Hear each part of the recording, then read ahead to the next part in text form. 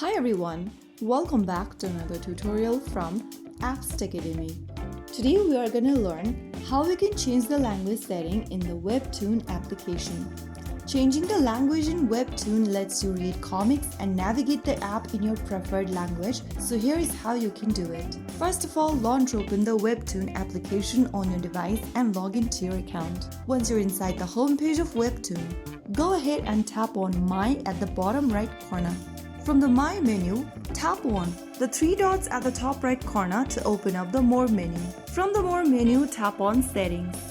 Once you're inside Settings, scroll down and choose Content Language. On the next page, tap on the language that is already selected by default and select a different language you want to change to. Soon after you do that, go back and you'll be able to change the language setting in the Webtoon application.